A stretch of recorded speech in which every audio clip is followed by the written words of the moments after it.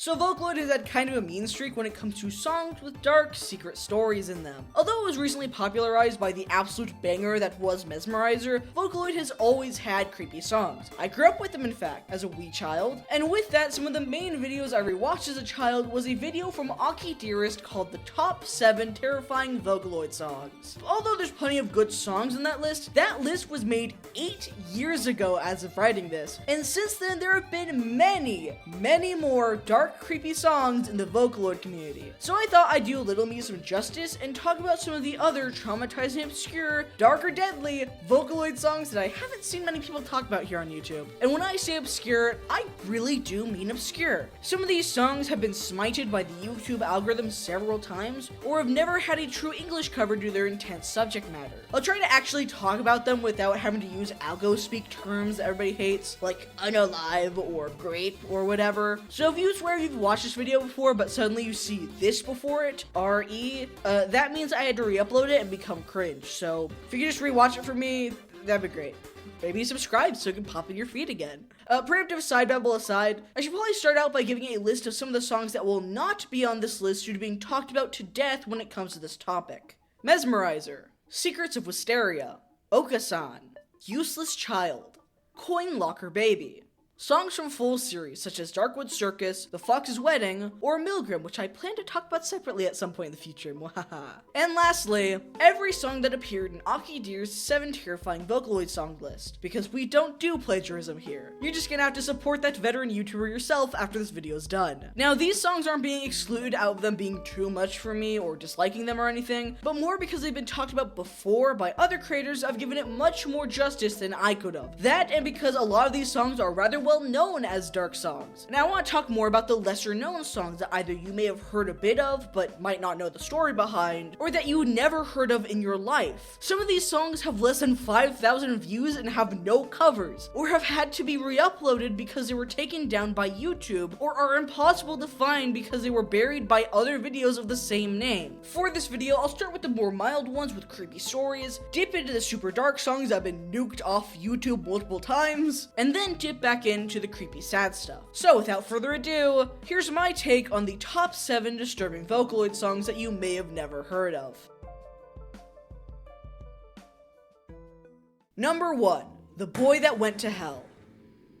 I was originally going to talk about Rotten, Hearsay, and Chocolate to start us off. However, when I announced this video, one of my subscribers, Barry is Ready, had reminded me of this song, to which I knew I had to talk about it. In the song, we have an abused boy named Tomino who is sentenced to hell, but is guided by the singer, implied to be a demon of some form. They refuse, crying for their sister, and try to journey to the end of the circle of hell in hopes of redemption. However, they end up failing to, as they die in a mulch slurry, much to the demon's delight. It's pretty straightforward of a song, and if you recognize the name, you may already know that this is based on the notorious cursed poem Tomino's Hell from Saijo Yaso, a poem known for being rather disturbing and said to bring anyone who reads the full thing in its original Japanese text extremely bad luck and death in hopes of sending them to hell as well. Though if we are to look past the rumors, the poem itself is about survivor's guilt, in which we get more insight to the story of the song here. In the poem, Tomino, much like in the song, is in hell, technically a Visi, the deepest layer of hell in Buddhism. However, they aren't directly being tortured, journeying through in hopes of escaping. In this, we also learn that Tomino was abused by their 2 sisters, as they are being tortured. It's later stated that he was whipped by them, but despite that, he continues to cry for them. Given the mention of Avisi themselves, it's strongly suspected that this is due to Tomino having killed their parents, of whom were likely just as abusive, as killing your own parents is one of the 5 crimes that can land you there, at least according to Davis Bowles, the person who actually translated and interpreted the original poem into English. Either way though, it's supposed to be Saijo Yaso comparing survivor's guilt to a journey through hell, whereas this song takes the original and takes a more cruel twist to it by focusing on a mocking devil of some form taking pleasure in his failure to leave hell when he's pierced by needles to an unrecognizable pulp. I hope I didn't ruin the vibes by explaining it too much, but it's still a very dark and sad song to start us out with.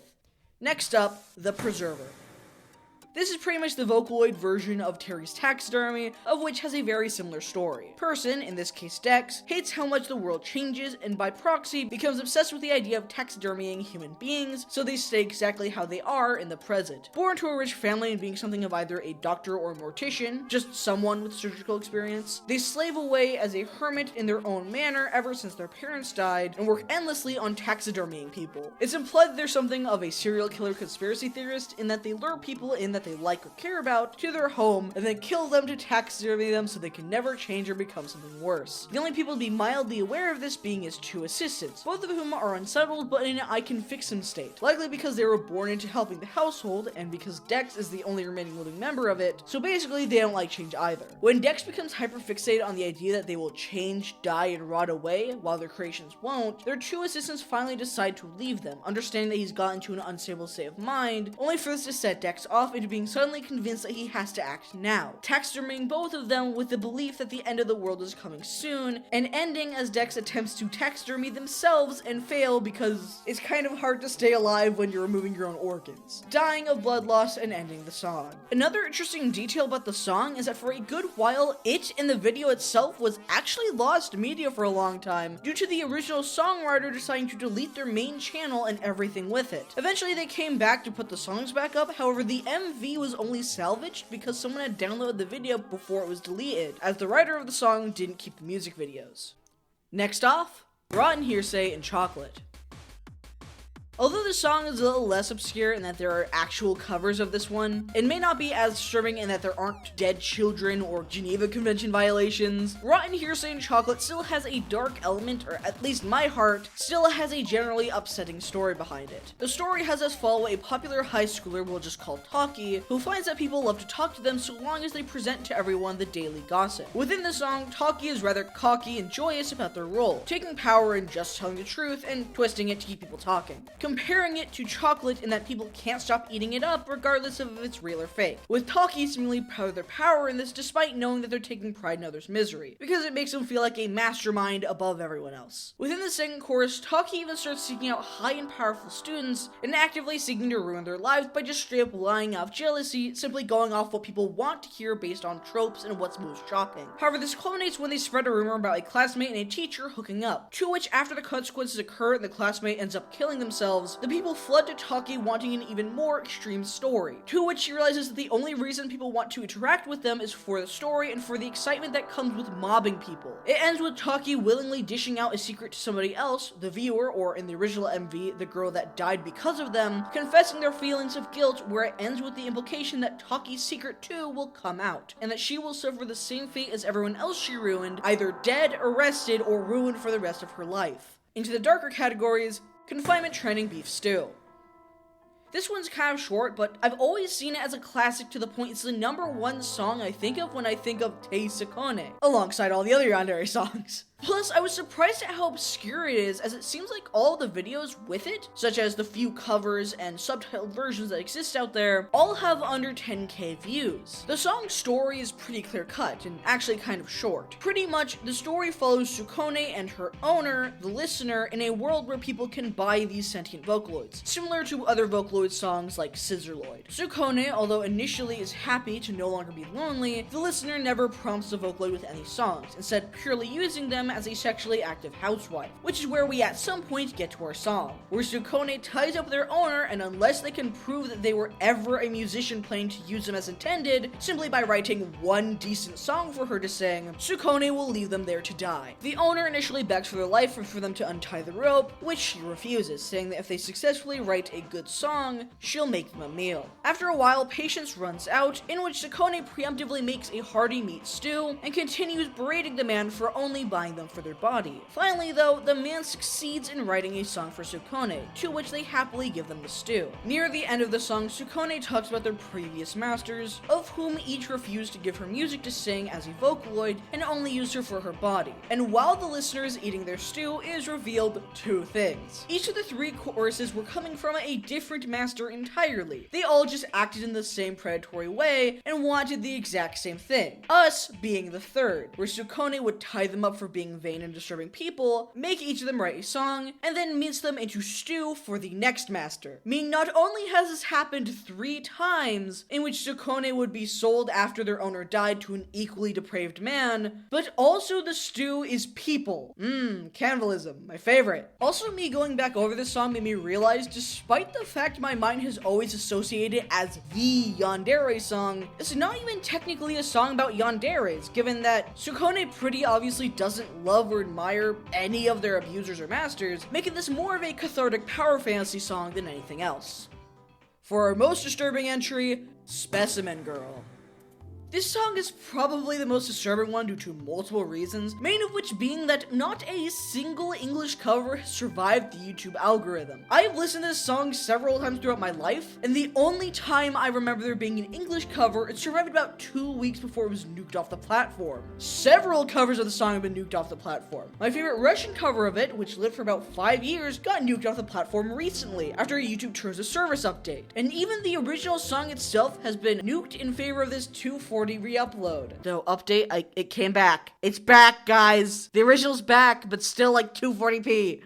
I don't know what happened. However, lucky for me, a single English subtitle of the song's lyrics has surprisingly lived the test of time. The other particularly noteworthy thing about this song is the story itself. You know the drill by now with these yandere songs. Yada yada yada, boy meets girl. Yada yada yada, boy stalk girl. You'll be mine forever and always. We get that. But where these songs usually end is with the yandere in question killing either their love interest, kidnapping their love interest, or killing someone else and then feeling the consequences when they are rejected or locked away. However, here the song takes a different approach, in that they instead follow the unstable yandere protag after having killed the love interest, and is actually showing us how unbelievably unstable and fucked up of a mind a person like this has to have to those "no, I can fix him" types. Sure you can! The story of Specimin Girl follows an applied scientist yandere of whom spends all of their time in their manor tending to and changing aspects of their love's body out of unbridled paranoia, such as removing their eyes to avoid them looking at anyone else, only to near the end of the song give her glass eyes so they can look at only him, only to presumably remove them again later out of fright and jealousy, and then add them back again out of desperation to be seen by her. He spends the entirety of the song repeatedly destroying, rebuilding, and destroying the dead body, from more practiced surgical changes to driving a picket into her like a deranged barbarian. Though the main thing mentioned throughout the song is a glass case in which our token yandere places her body in to gaze at her every night, taxidermying her to keep her body as is. Though as mentioned before, there's a constant theme of the yandere shifting rapidly back and forth between a manic destruction and hatred of her, and a more chillingly logical yet mad side of reason trying to preserve her. The song ends with Gakupo breaking open the glass case with their bare hands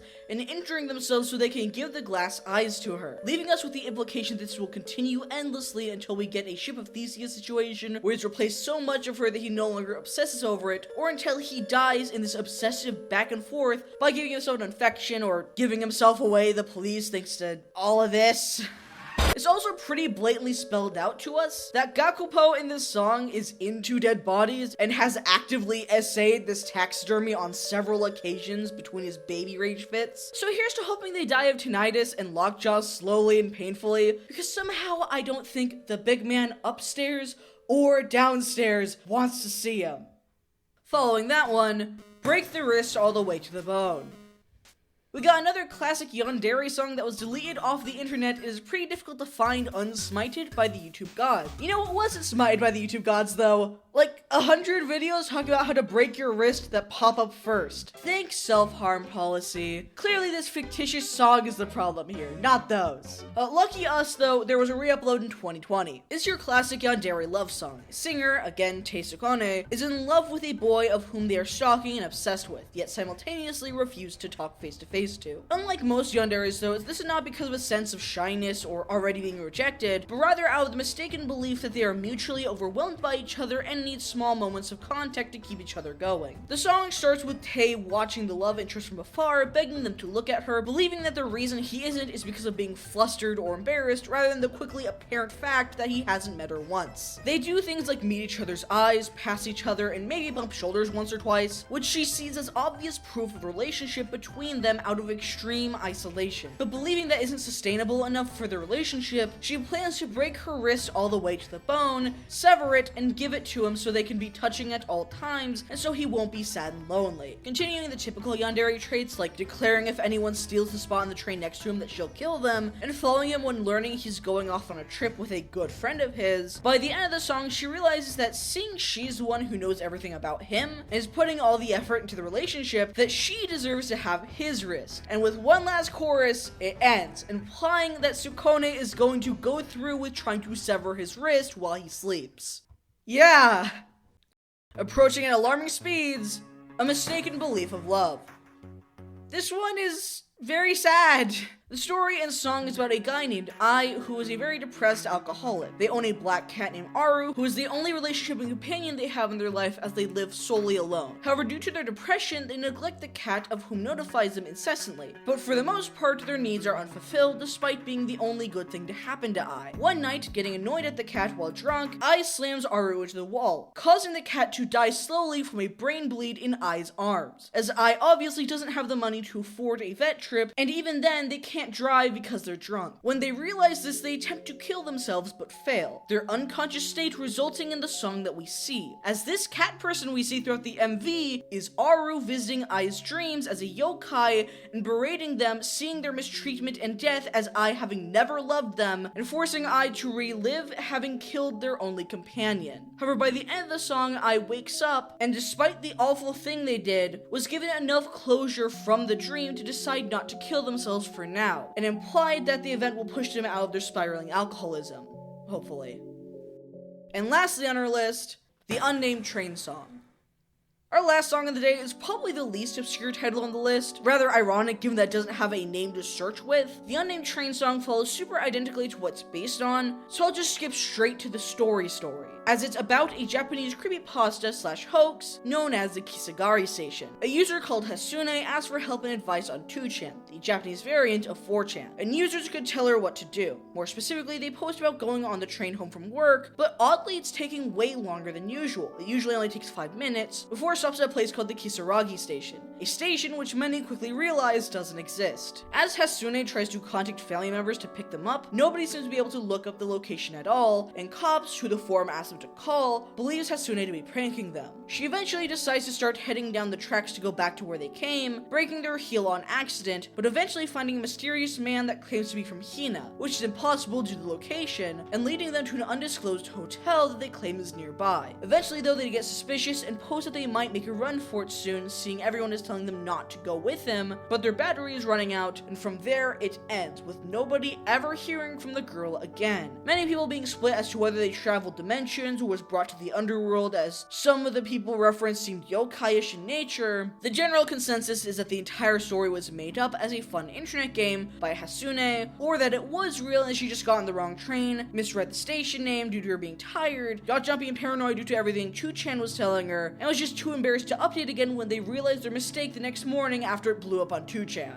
Either way though, I hope you found some new obscure songs to listen to, with deep, interesting, disturbing backstories. I've been a Vocaloid fan for a long time, so this was a blast to make. I tried really hard to avoid any of the super obvious songs people always bring up, but if there are any that you think should have been on this list, feel free to drop them below. Either way though, leave your tip at the door, my friends, because I'll be seeing you around. Bye!